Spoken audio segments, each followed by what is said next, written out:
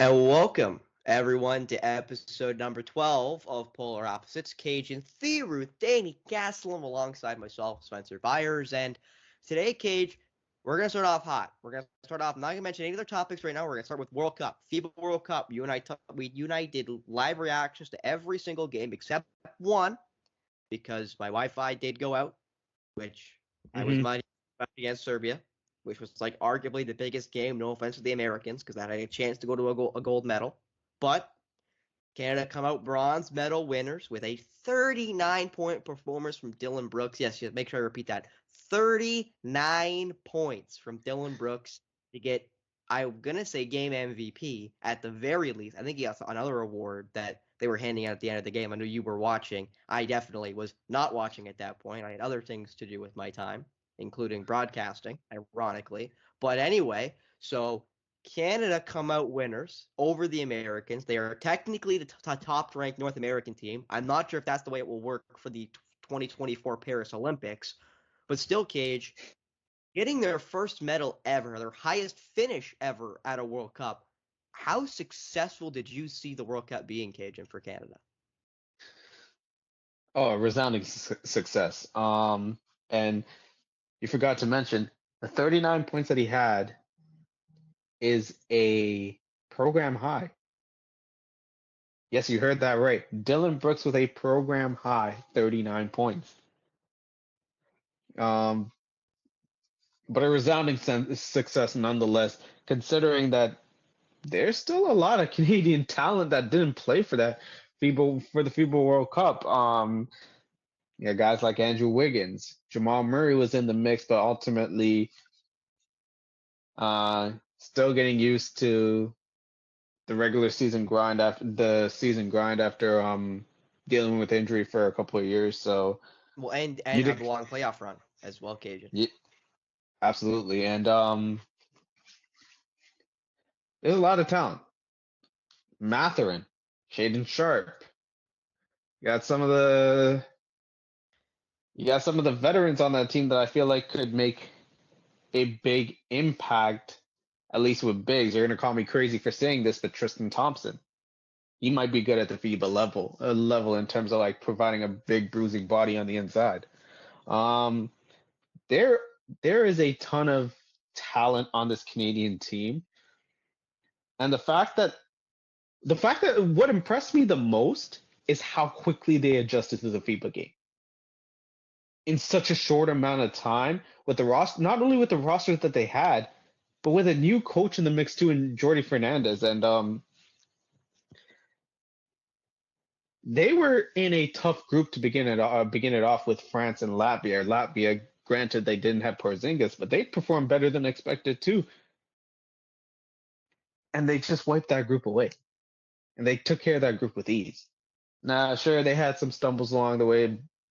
That Brazil loss should not have happened, but then they showed some serious resolve, especially in that fourth quarter against Spain.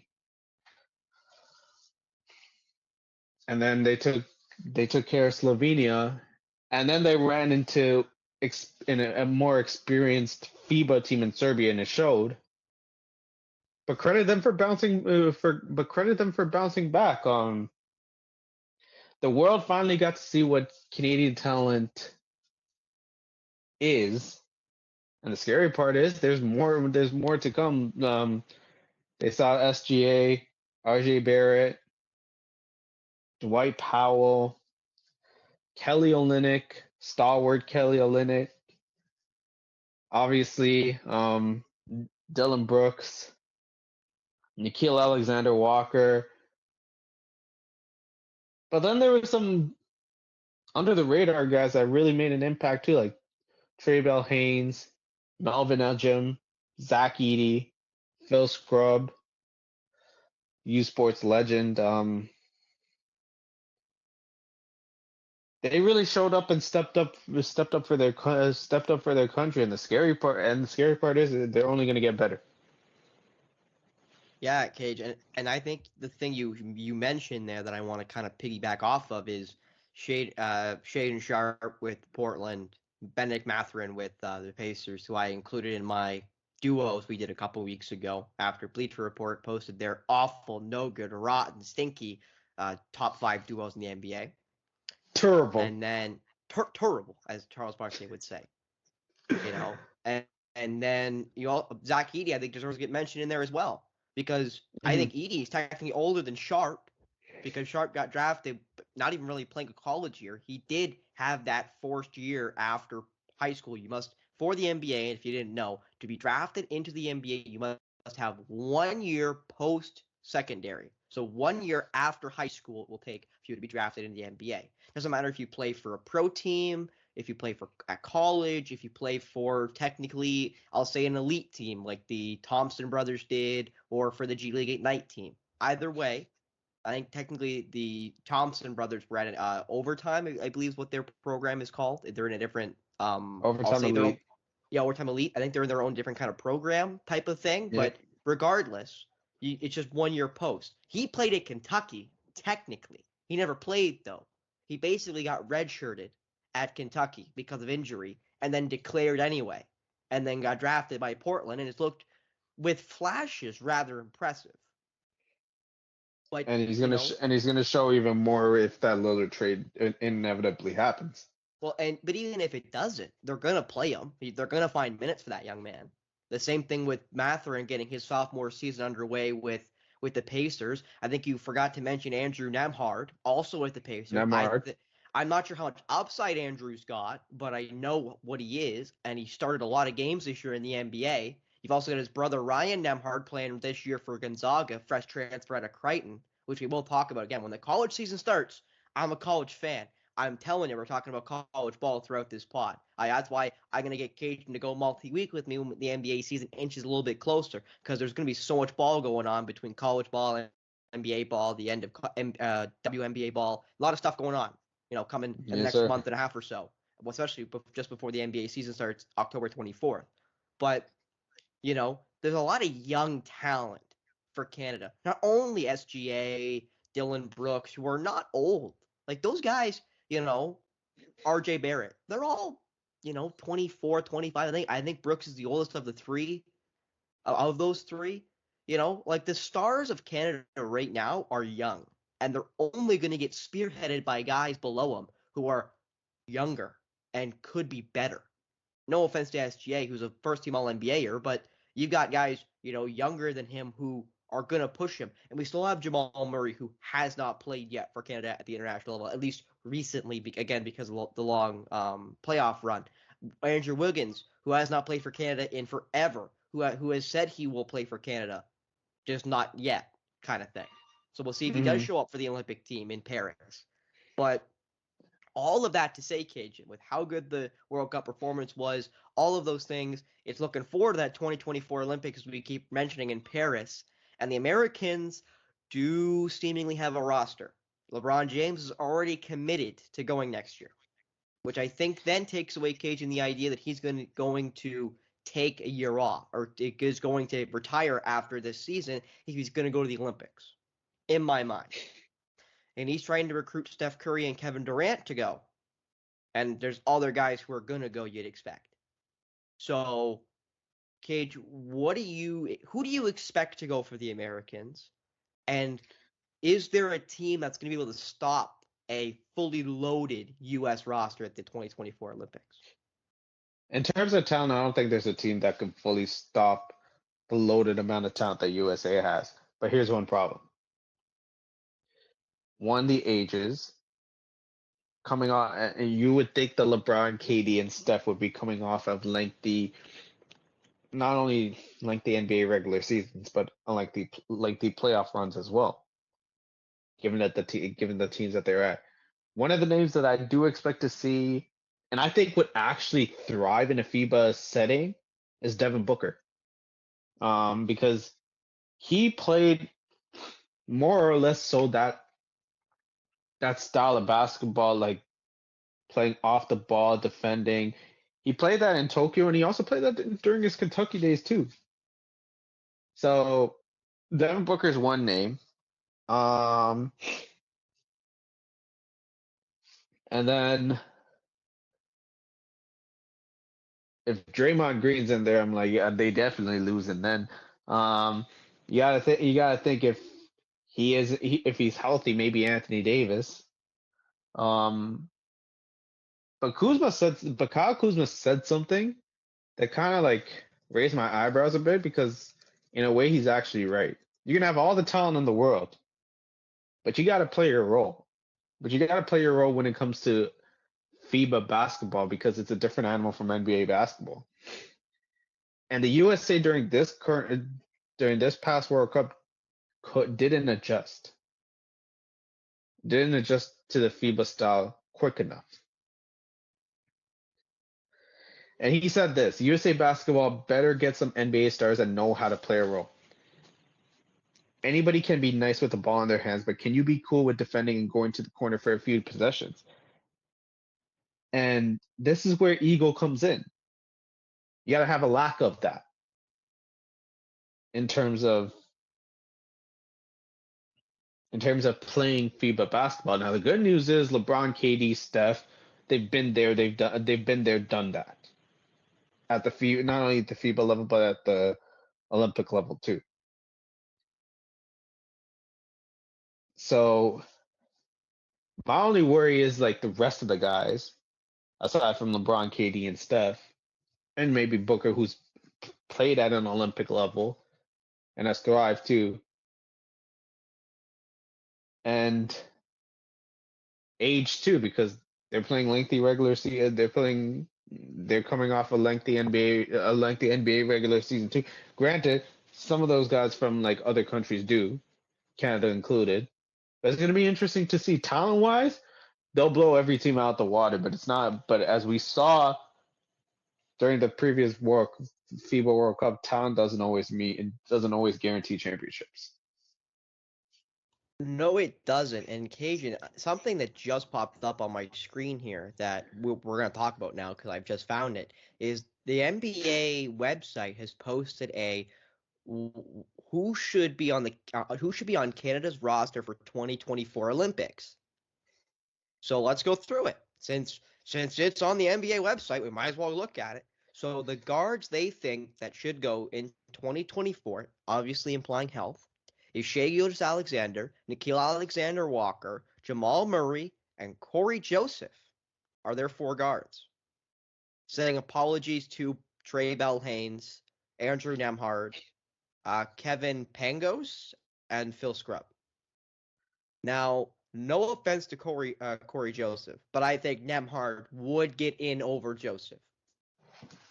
And that's Joseph, one of the probably most experienced Canadians there are at the Olympic and World Cup level, at the FIBA level, I guess I should say.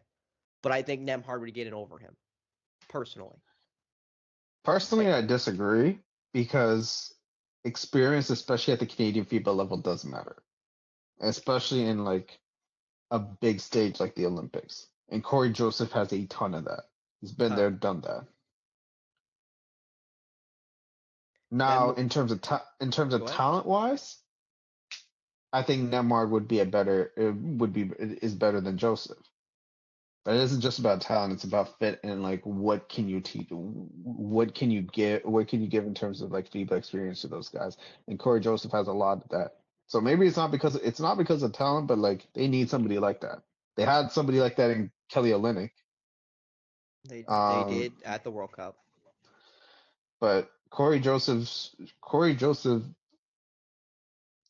has been a steady presence at the guard position. And in a volatile event like the Olympics, especially in group play where anything can happen, you need somebody like that.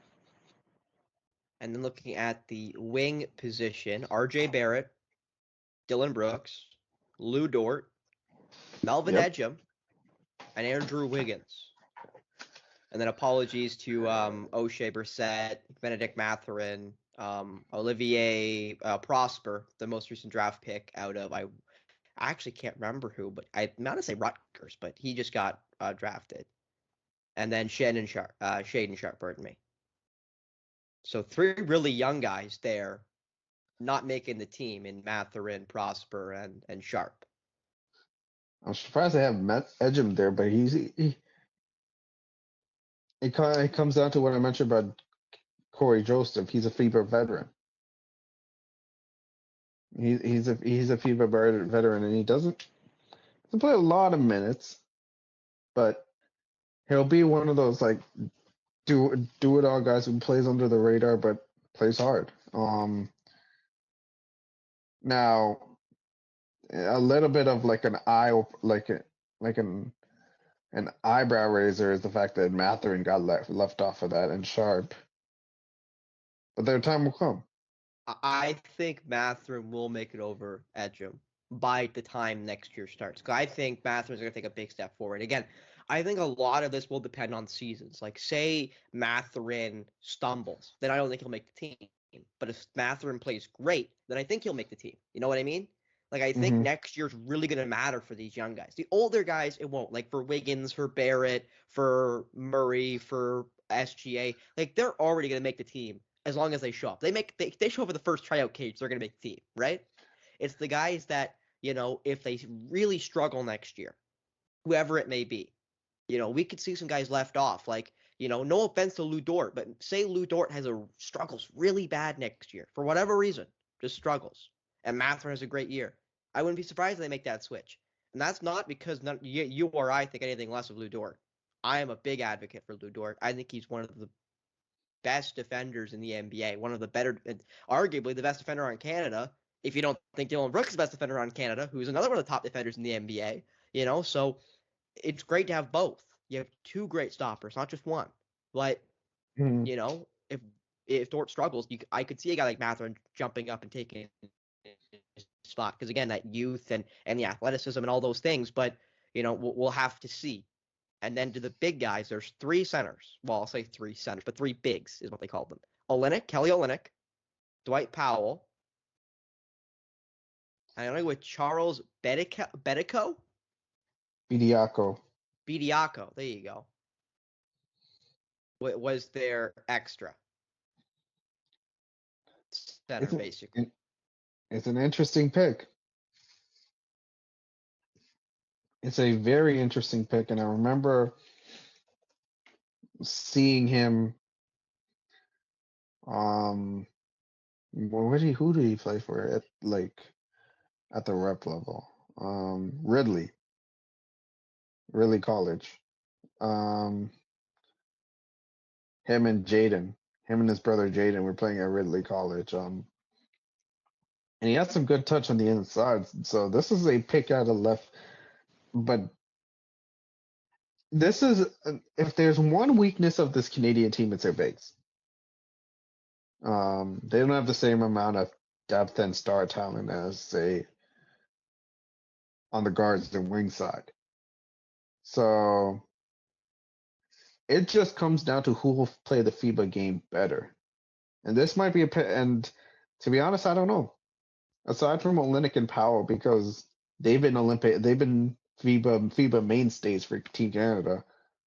It's going to be interesting to see who gets that third spot. You would think a guy like Brandon Clark would get it, but after tearing his Achilles, I don't know if he'll be up to speed for the Olympic level by the time that comes around. Boucher might be a name, but then again, will his size be will his size and length will his size be a problem when they play teams like Serbia, Latvia, Lithuania? And then Edey. We've seen him in stretches. He's looked good with a soft touch. But can he adjust enough defensively that they're not bleeding points? If there's one name that I do like from that and I can see making a big impact, Trey Lyles is a sneaky good name there in terms of the bigs. So either way,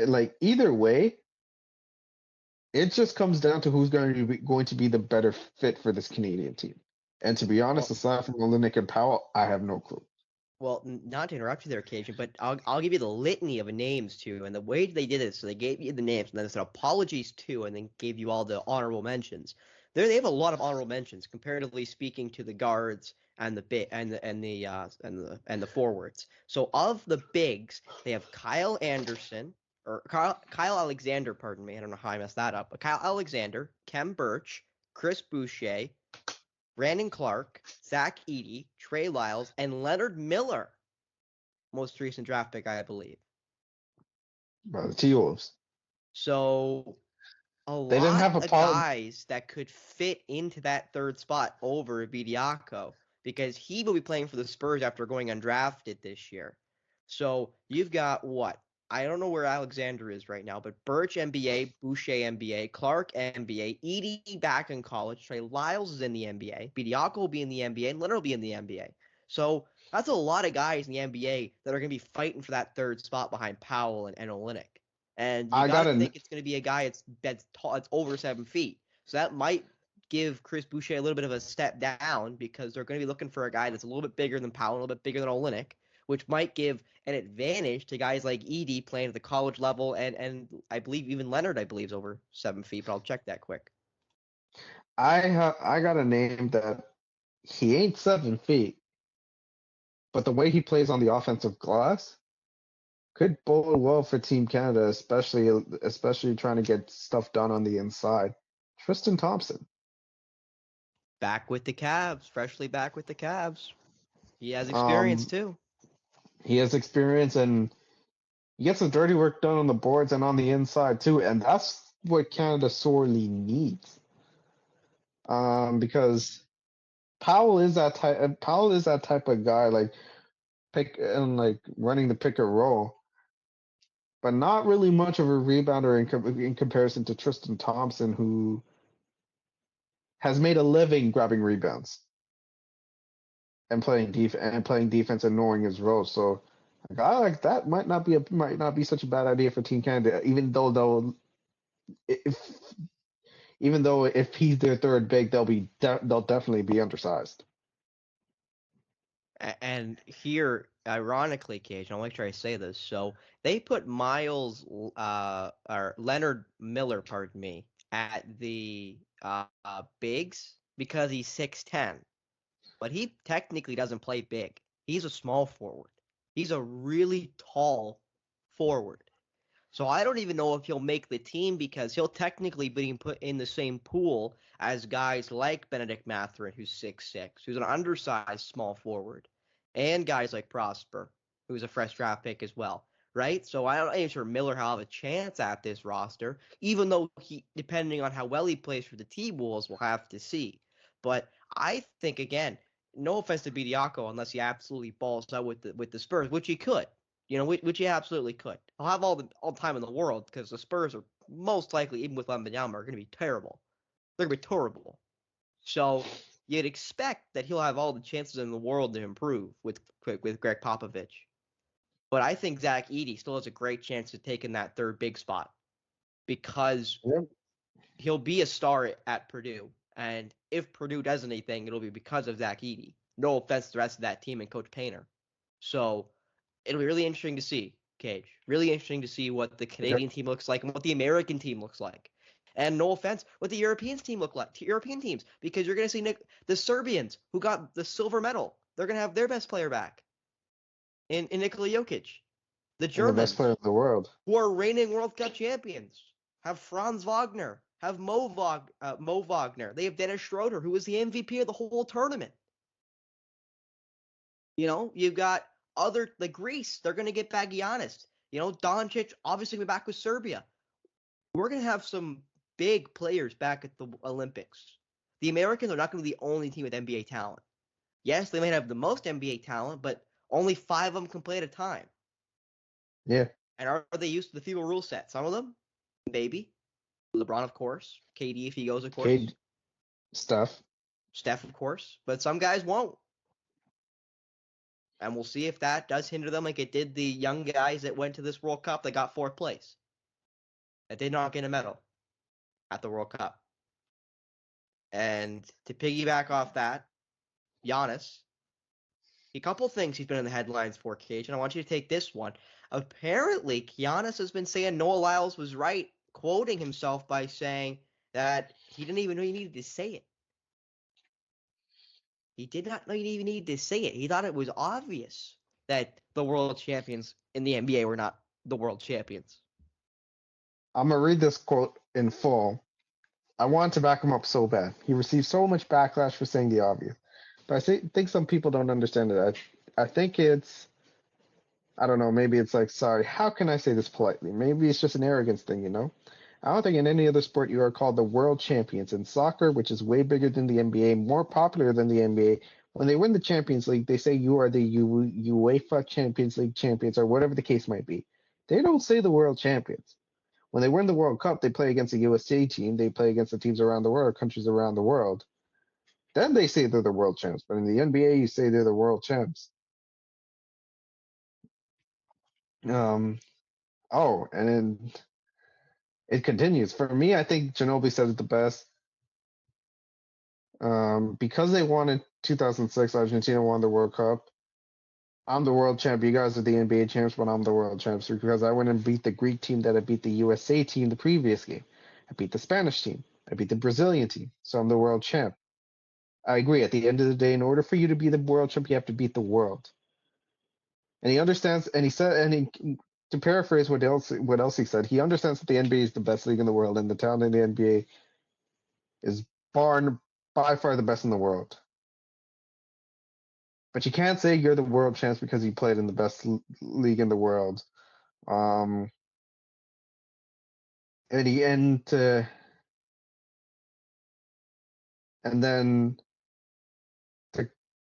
wrap it up, he said, "I might get some backlash from this, but I really do not care. I totally agree with him because I feel like he's in the world stage.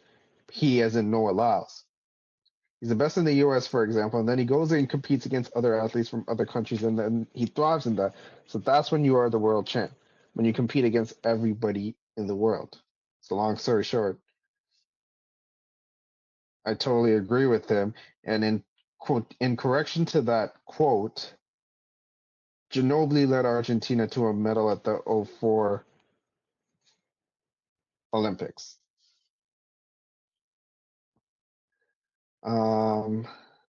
And he's not the only person that says this.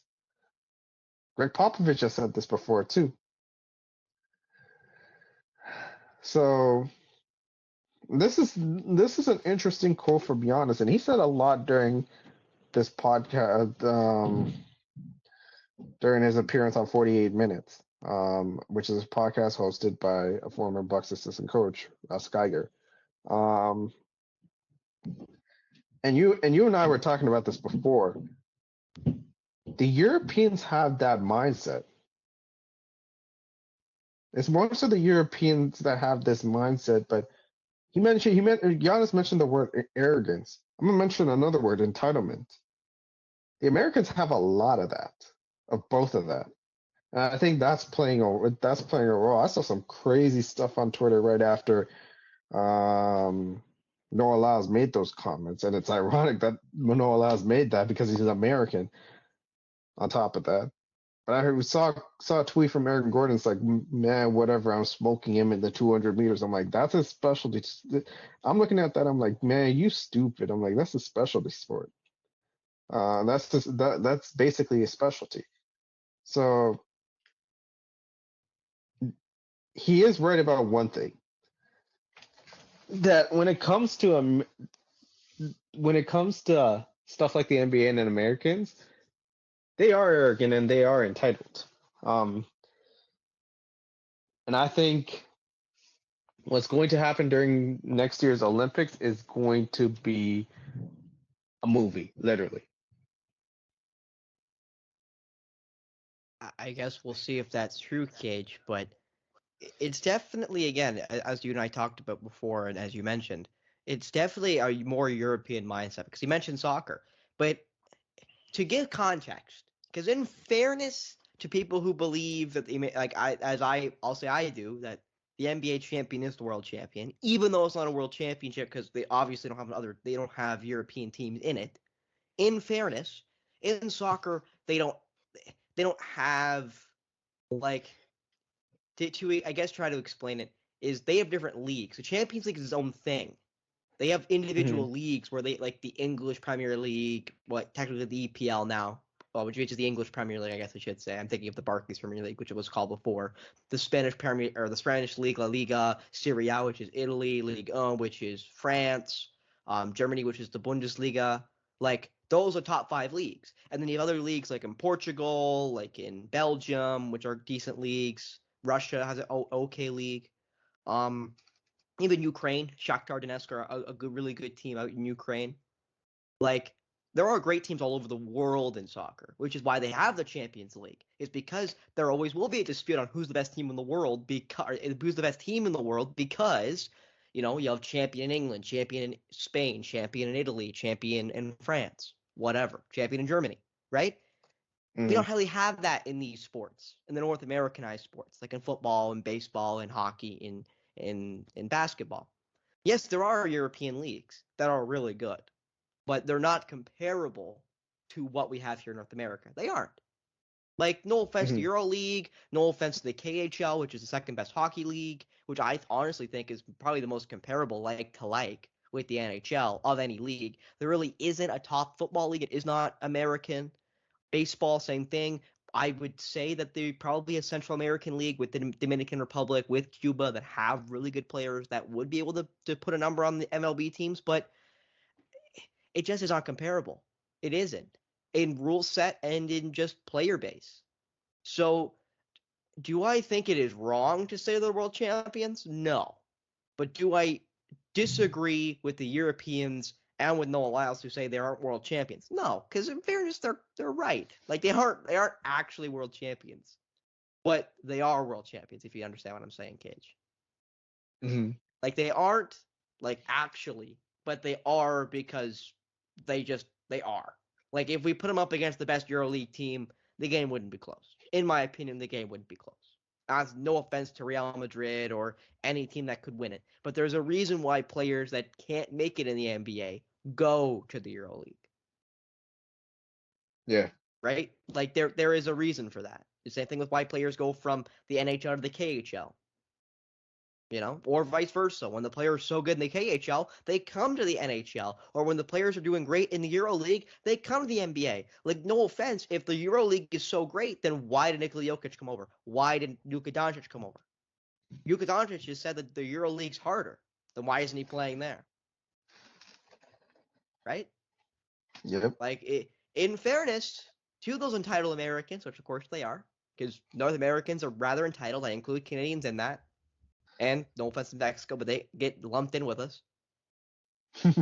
Like in fairness, they're not wrong, but they aren't world champions in actuality.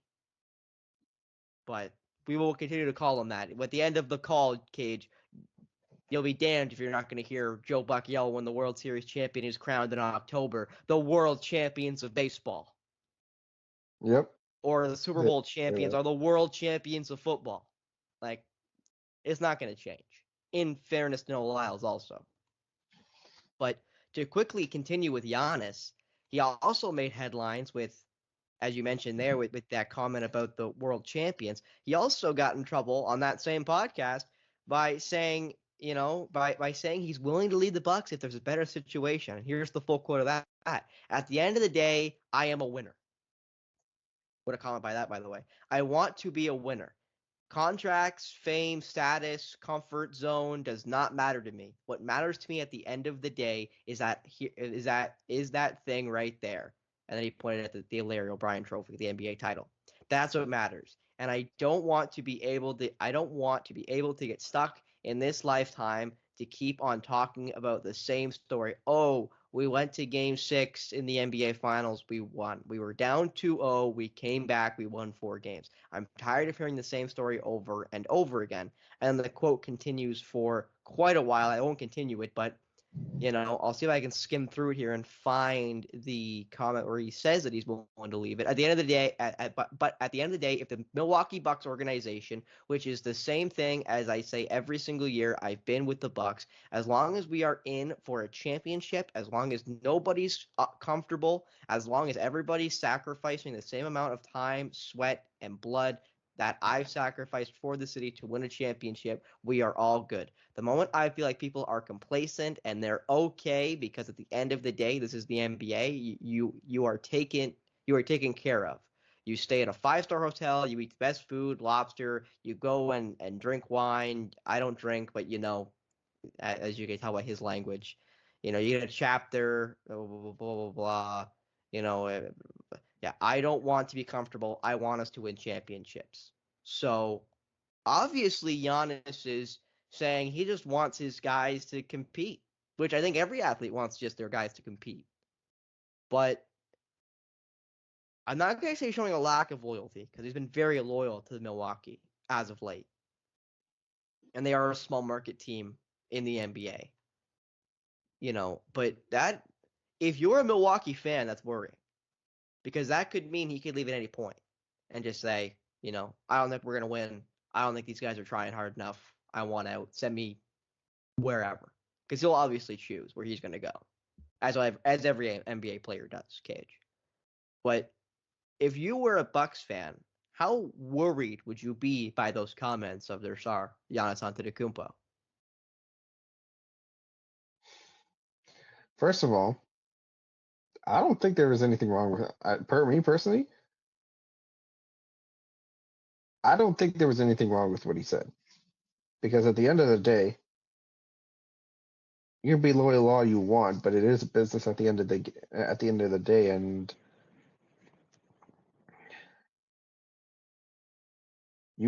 championships do matter.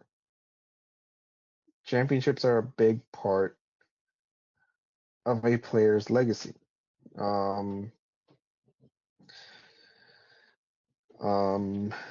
in terms of like if you're a Bucks fan, yeah, you do have to be worried. That's your best player saying that Arguably, if he finds best player ever, Cage. arguably the greatest Bucks player of all time. But this is more so on the front office. Like if the front office gets it together and they get their stuff get their stuff together and build around Giannis and take winnings and are serious about not just winning but championship, then I don't think this is an issue. Because in terms of like the Bucks's this sort of like time, this sort of era in this sort of Giannis era, they've had some good playoff performances, but they have had some, dare I say it, like spectacular flameouts. Last year being one of them against the 8th seed of Miami Heat. An opportunity to win Game 6 at home the year before, and they blow that. 2021. You can argue now, at the end of the day, a championship is a championship, but you can argue the opponents that they played weren't exactly the greatest. Brooklyn was their only competition, and they basically did not have Kyrie or James Harden when it mattered, and Phoenix was inexperienced. The year before that in the bubble, losing 5 games to the Heat. And then 2019, blow it to win the first 2 games of the Eastern Conference Finals, and then the Raptors win the next 4. So their playoff history, had it not been for 2021, would be very spotty. You can argue it'd be the same thing pre-2019 for the Raptors. So, and at this point, if you're Giannis, 1 championship isn't enough. You want more. And they have had some spectacular flameouts, most recently this past postseason. So I don't blame him for wanting the Bucks franchise to be more urgent, because loyalty can only take you so far. But if that loyalty is not being reciprocated in terms of competing for being in the most optimal position to compete for a title, at some point you gotta look elsewhere. It's like, what do I gotta do for myself? Or like, I want better for myself. I want to win, and I see no problem with what Giannis said. And I think the Bucks are sort of on the right track in doing that because it kind of ran its ground with Budenholzer.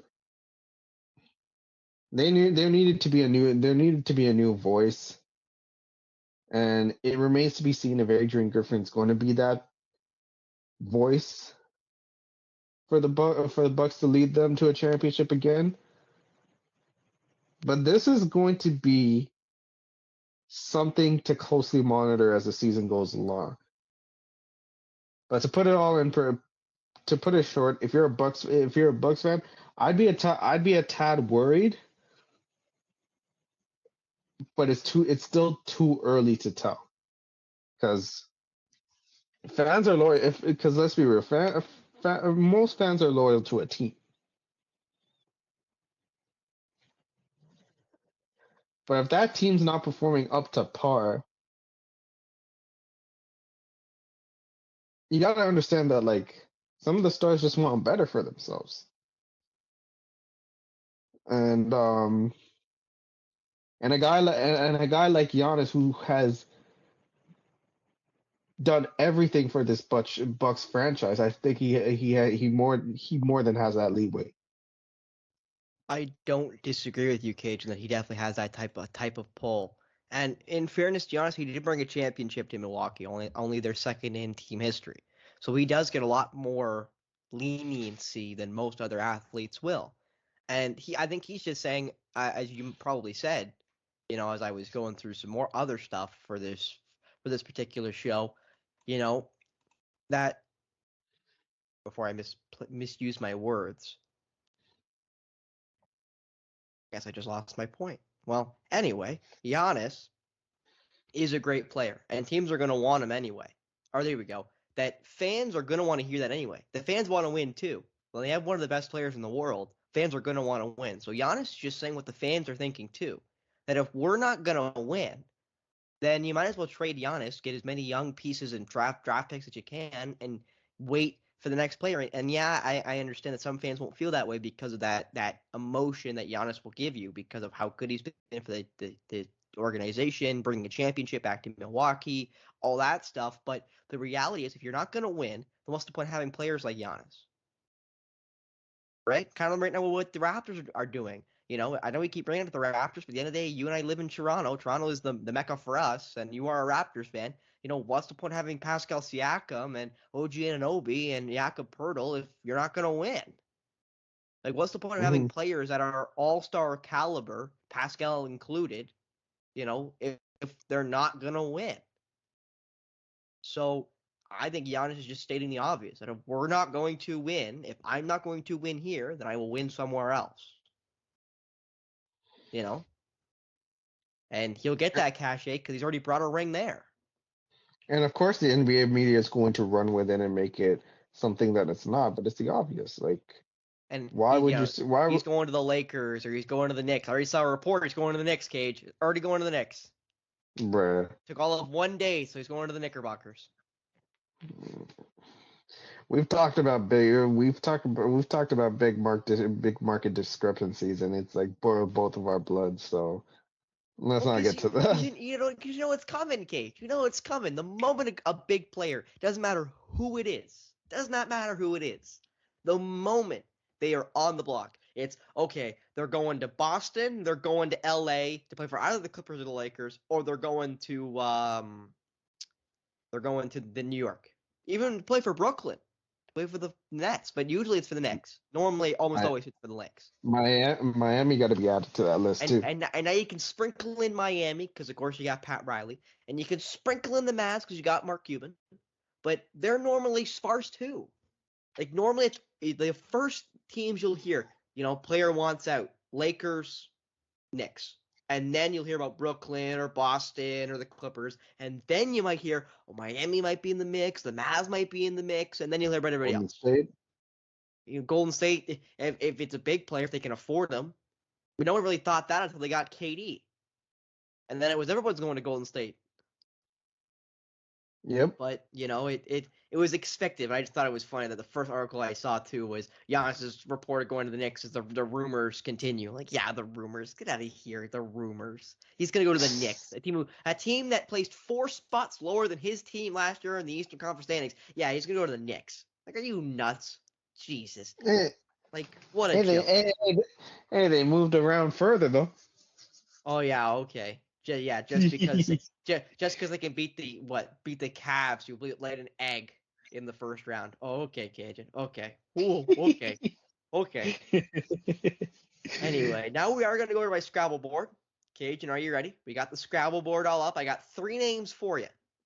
All right. All right? Yep. So first one is LJ. Yep. Or before L, I should have said L. So LJOO. Okay. UANW.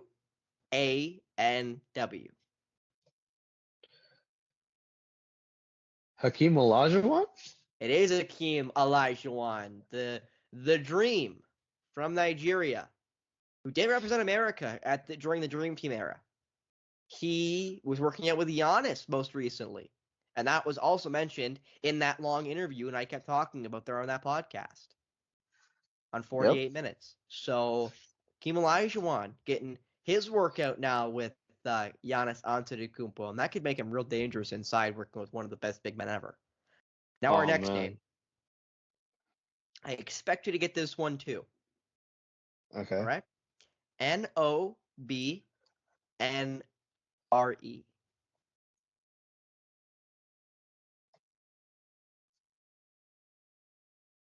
No way, Matt Bonner? No, not Matt Bonner. NOBNRE.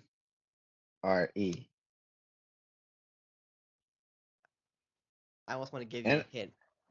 NOBNRE? Yep. You want a hint? Okay. Yeah, give me a hint. She plays in the WNBA. Wait, what's okay? I think I know what you're talking.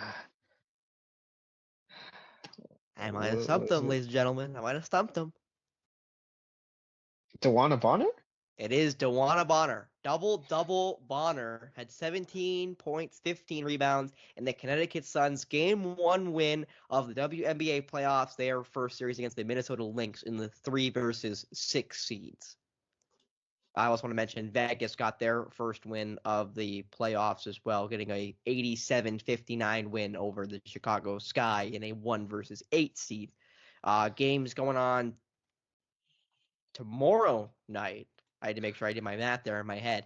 The games going on tomorrow night are the Washington Mystics versus the New York Liberty, 2-7, and then the Atlanta Dream versus Dallas Wings, the 5-4 seed.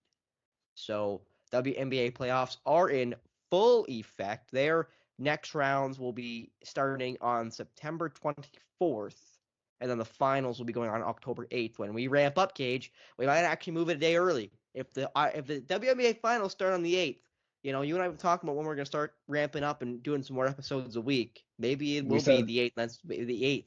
A little earlier than you and I were planning. Well, we did say the 9th, but if the NBA finals are starting earlier, then why not?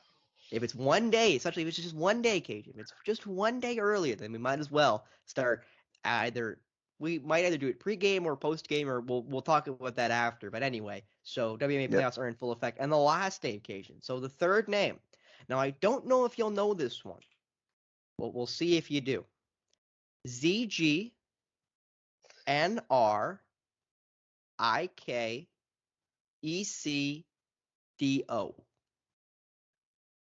All right, give me a clue for this. She is a WNBA player that is currently unsigned. I actually quickly find her last team. I did have it in my head, but I just lost it. And she has been, I'll give you another hint, she has been in the media for a rather unfortunate, is the word I'm going to use for her, unfortunate incident. She last played for the Chicago Sky last year. She was in training camp for Chicago in 2022. Drafted by the Indiana Fever. 4th overall, actually. Do I just give it to you, Cage? Are you going to, is this your second miss?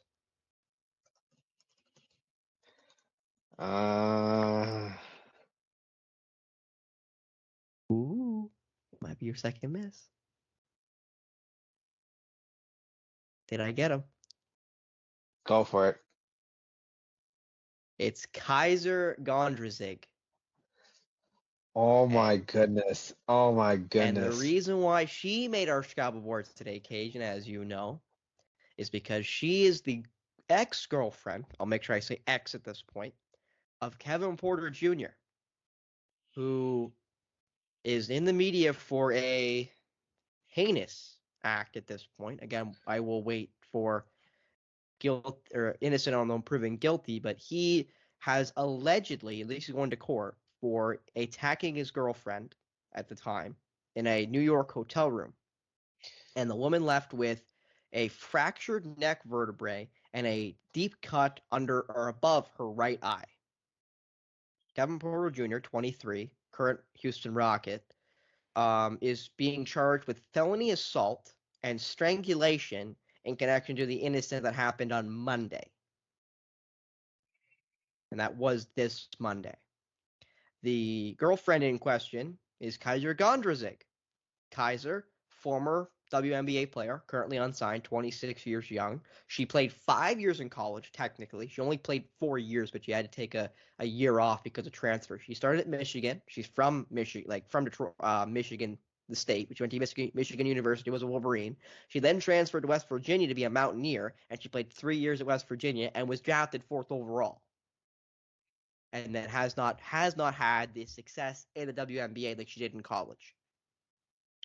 But still, she was the unfortunate, I guess, the unfortunate recipient of a beating from Kevin Porter Jr., who has now been arrested. He did get out on bond, and he will be going to court in October for this allegation. So, Cage, obviously a heinous act done by Kevin Porter Jr., implying it is true.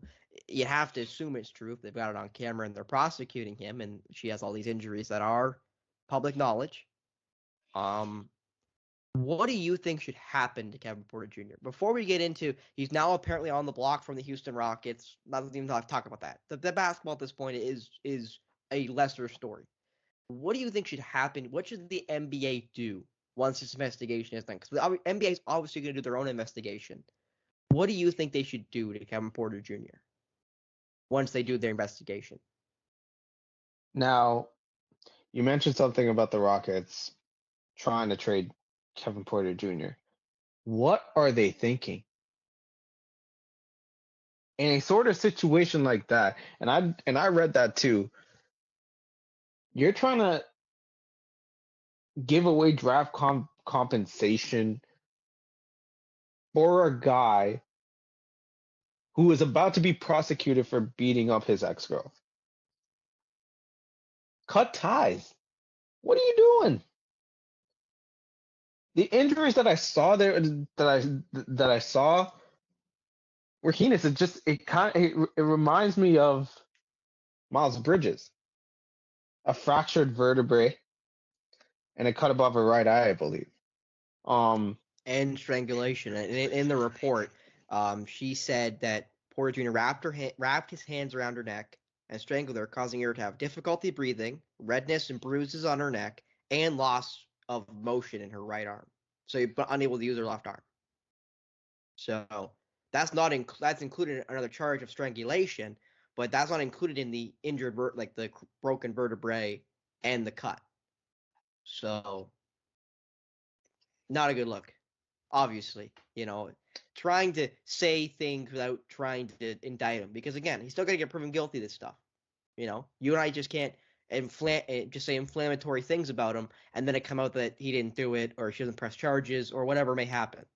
So, regardless of that, Cage, I'll let you go back to your point.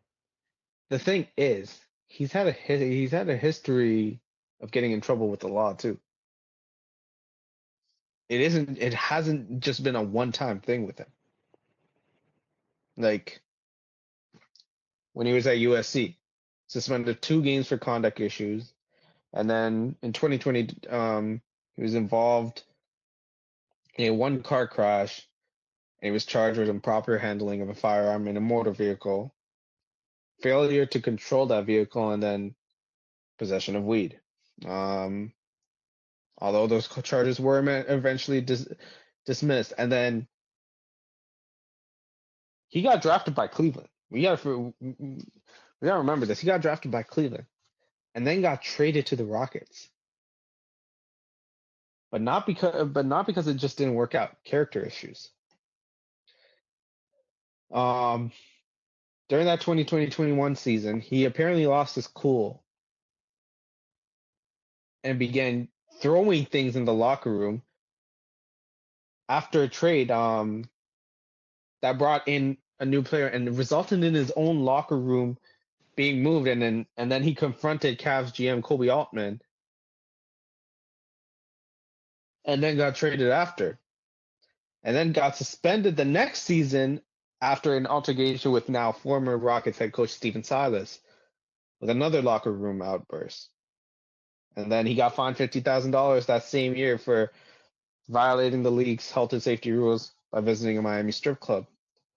So there has been a pattern of trouble with Kevin Porter Jr.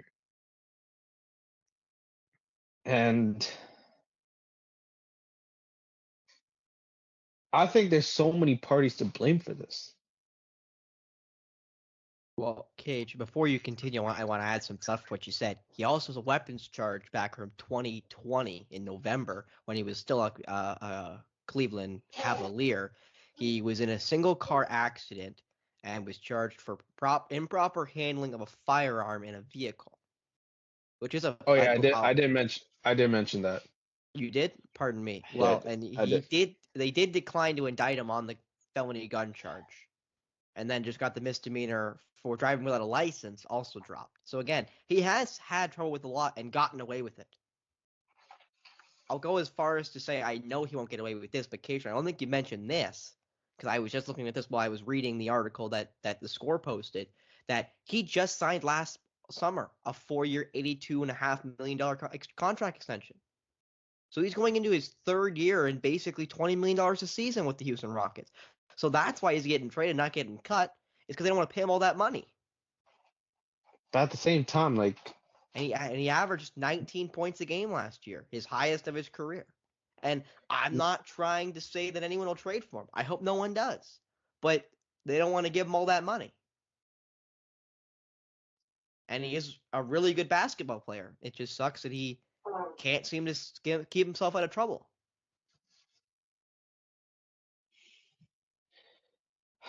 and I forgot to mention this, and I think this might have played a role. And I think maybe this didn't play a role, but like he's had a troubled childhood too. Um, he was only 4 years old when his dad got killed. Um,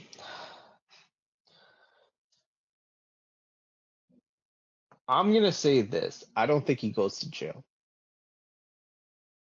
but he should. One example of why I think that's the case, Miles Bridges. And arguably, that might have been more heinous than this. Both of them were heinous. And he's still in the league. And he's still in the league. I don't know if they say athlete privilege is a thing. Oh God, but it definitely is. Let's not act like it is on this show. But on this show, we'll talk about it. It is. There is no such thing as athletes get treated like everybody else. Kajan, if you and I started doing these things, you and I would be doing this podcast right now. You and I would be doing it behind bars, okay? You know, like pretty much. There is no. I just chuckle at that. If anyone actually thinks there isn't, they do not get treated like regular people. They don't. Not in public. Not on the streets. Like, how, and again, different sport, Cage, but riddle me this, Batman. How does, I'm trying to remember his first name. I'll just say Addison, the wide receiver for the Vikings, freshly drafted out of USC. How does he get caught going 100 and I want to say it was 60, but it might have been 140 in fairness to him, in a 45. That's miles an hour in a sports car. He went 100 miles an hour over the speed limit, and he wasn't taken out of the league. All that happened to him, Cajun, was he got fined. So all he lost a little bit of money, and he played week 1 for the Minnesota Vikings. And I know I'm not comparing apples to apples here with domestic violence charges compared to a racing charge, but still, it's very rare that athletes get treated like us. It's almost a fresh, like a freshening, experience when athletes get treated like normal human beings.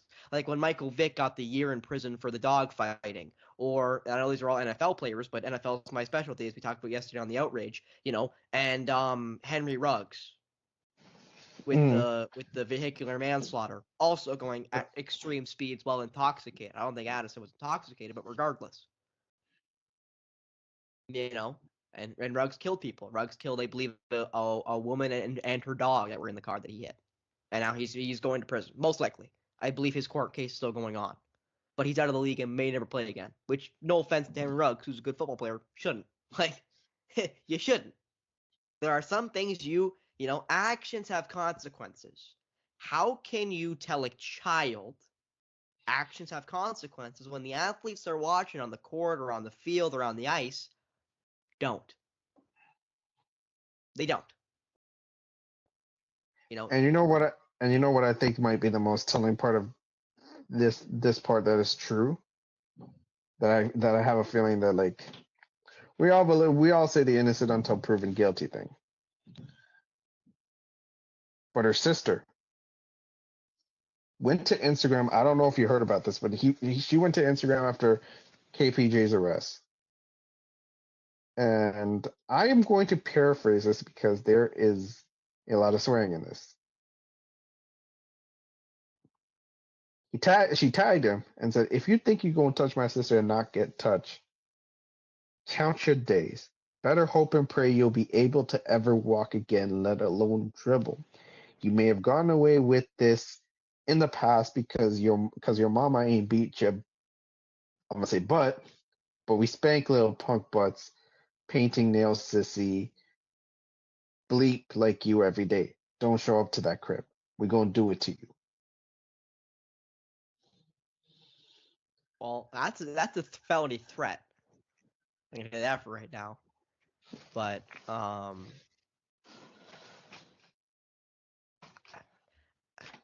I don't even want to disagree with her, because I can tell you as a man that if that was my sister, that it would not be an Instagram post, but it would be a fact. It would be more a see me on site type of thing.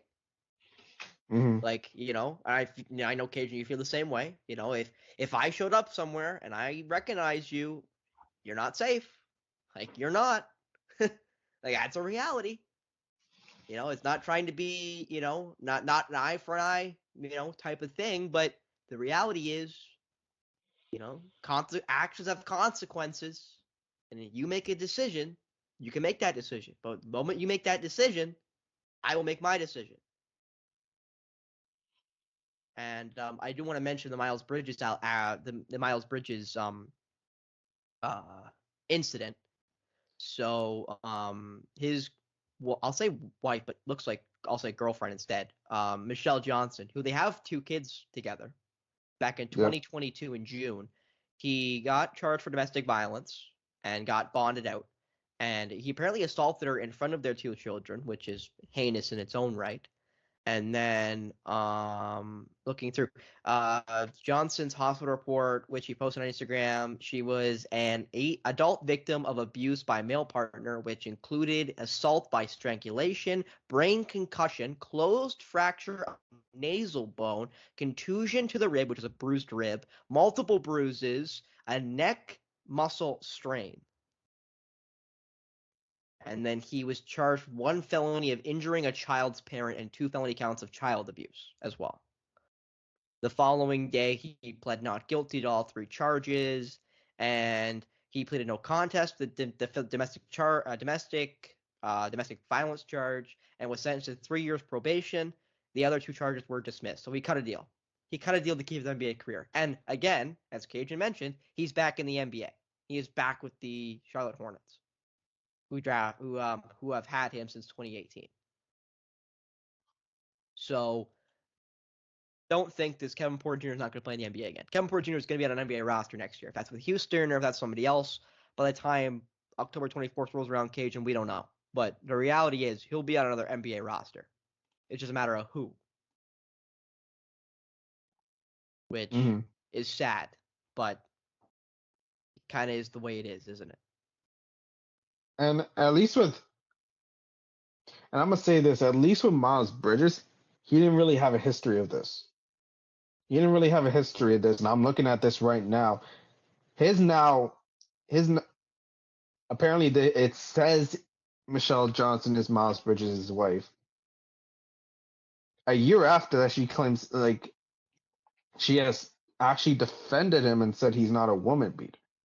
And there's like a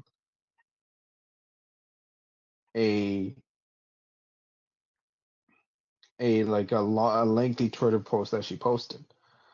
But Kevin Porter Jr.'s had has had a history of trouble. And at this point, if you're Houston, yeah, you gave him a contract, but you gotta know when it's time to cut all ties loose. So they should have already, like, the fact that they're trying to trade him away says that they know something we don't. There's more they haven't told us about his undisciplined actions while with the team.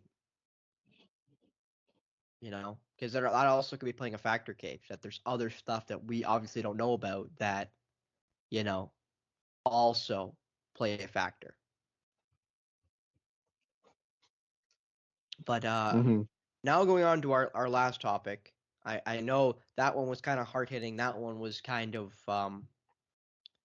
more or less opinion and more just telling you what happened and telling you what we hope happens to Kevin Porter Jr., which is a suspension at the very least. Like at the very least. Because at the end of the day, even if he doesn't get convicted or what happens to Miles Bridges, he got the deal, gets a couple years probation, whatever. The reality is his supposed, and I hope, ex-girlfriend, but as you saw with Miles Bridges, his girlfriend or wife, I'm not sure what Michelle Johnson is, baby mama, I guess is the word I'll use. I hate using those words. She stayed with Miles, and they're still together, as from what you said, it looks like. I hope that Kaiser does not stay with Kevin Porter Jr. for her safety. And she does have a broken neck with a broken neck vertebrae and a cut over her right eye and has bruising around her neck. So if someone did it to her, and she could have done it to herself, you'd expect, you'd hope, you'd think. So you got to hope the NBA does something. And I'm not going to say puts their foot down, but kind of says, okay, we can let certain things you can get away with. But some things you can't. And this is one of those things where you can't, Kajan. I think you agree with me. You can't. There's some things you can't get away with. And this is one of them. This is definitely one of them. But now to go on to a rule that the NBA did change officially is the player participation policy. Yes, you and I talked about it during the FIBA World Cup, how we hated that the NBA players sit out, don't play, whatever. They're restricting up the rules a little bit. Now, for violations of the team, of the player participation policy, it's $100,000 for your first offense as a team, you're $250,000 for your second offense, and $1 million for 3+. So after 2, it's $1 million per violation. So what will those violations be because of? A star player is defined as someone who who's made an All-Star or NBA team in the last 3 years. By definition, the new rule will impact 25 teams and 50 players this season. Unless a team has a proved reason for a star to sit out, teams will be required to have at least one star player available for every game. Ensure stars are available for nationally televised and in-season tournament games. Balance stars, 1-game absences between road and home contests, with a preference for missing home games, and avoid shutting down or reducing the roles of star players in a way that could affect the integrity of the game. There also are some loopholes to it where a star player, you can grant a star player to miss back-to-back games if they're over 35 by opening day. So by October 24th, they're 35. They've played 34,000 minutes of game time in the regular season and playoffs, or played 1,000 games in the regular season or playoffs, or have an extensive injury history. Are there loopholes to that new rule? Are there loopholes to that new rule? Is that what you're asking me?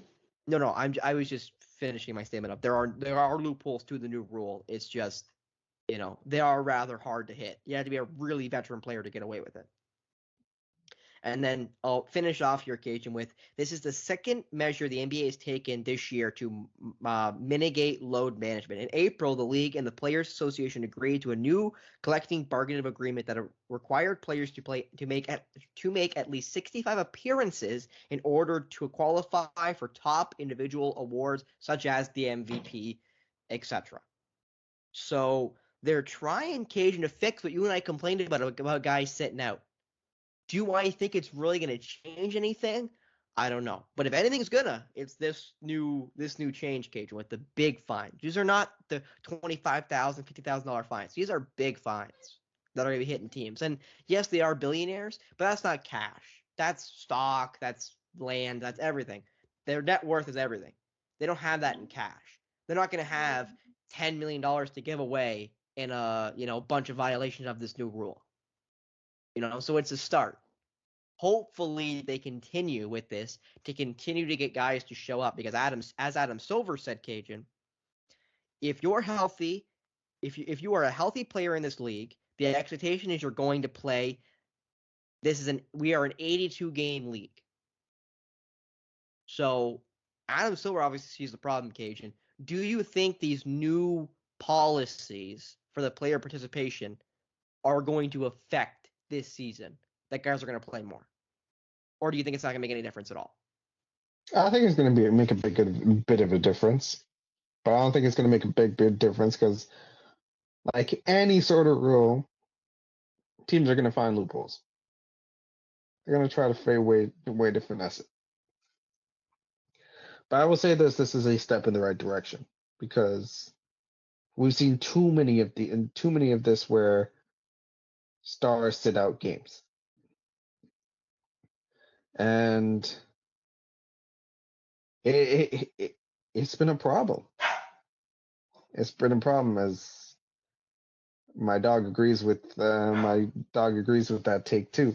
But it